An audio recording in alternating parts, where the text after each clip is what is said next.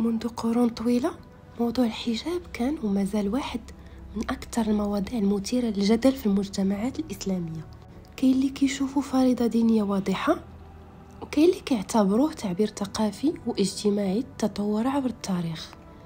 لكن السؤال اللي كيبقى حاضر هو شنو مقصود فعلا بالحجاب؟ واش فرض، عادة ولا اختيار شخصي؟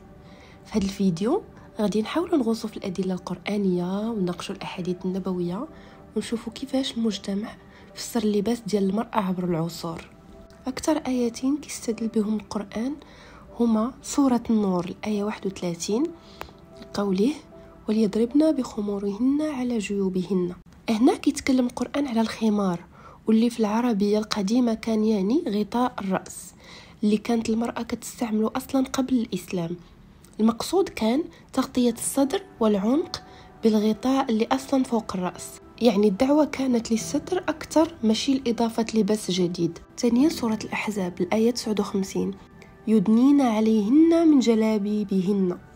الجلباب كان ثوب فضفاض وكبير كيستر الجسد وقت الخروج.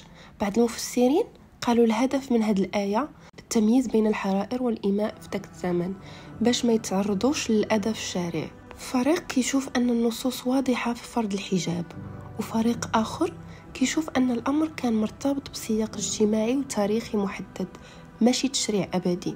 بالنسبة للأحاديث النبوية، الأحاديث اللي كتذكر في موضوع الحجاب قليلة، ومن أشهرها حديث أسماء بنت أبي بكر: يا أسماء إن المرأة إذا بلغت المحيض لم يصلح أن يرى منها إلا هذا وهذا، وأشار إلى الوجه والكفين. لكن بعض العلماء اعتبروا هذا الحديث ضعيف السند، آخرون قبلوه واعتبروه تحديد صريح لحدود الحجاب. باحثين معاصرين كيشوفوا أن الأحاديث في هذا الباب ما كتضيف شيء جديد فوق ما جاء في آيات القرآن، يعني حتى لهنا النقاش باقي مفتوح. قبل الإسلام نساء العرب وحتى شعوب أخرى كانوا كيلبسوا أغطية على الرأس والثوب الطويل.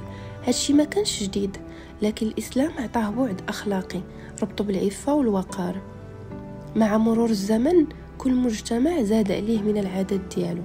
في المشرق الحجاب ولا غطاء كامل، في المغرب العربي ولا الحايك أو السلهام، في تركيا وإيران عرف تحولات كبيرة بين الستر والانفتاح. تطور مفهوم الحجاب في العصور الوسطى، الحجاب كان علامة على الطبقة الاجتماعية والحرائر. العصر الحديث الحجاب رجع رمز ديني وسياسي، خصوصا مع صعود الحركات الإسلامية. اليوم في بعض الدول هو فرض قانوني، وفي دول أخرى حرية شخصية. اليوم المفكرين والباحثين كيقولوا بزاف الآراء. كاين اللي كيقول الحجاب فرض ديني منصوص عليه، وكاين اللي كيقول الحجاب عادة اجتماعية قديمة والإسلام دعا فقط للستر العام، وكاين اللي كيقول الحجاب ماشي مسألة مجتمع بل مسألة علاقة بين المرأة وربها، اختيار شخصي محض. وفي الأخير كنلقاو راسنا قدام سؤال: واش الحجاب فعلا كيحمي المرأة من التحرش؟ وهذا الشيء كنلمسوه فاش كنشوفوه في مجتمعات غير مسلمة، نساء بدون حجاب والمجتمع كيحترمها وما كتعرضش للتحرش، وفي مجتمع آخر لا يرى منها شيء ومع ذلك كل الأعين عليها.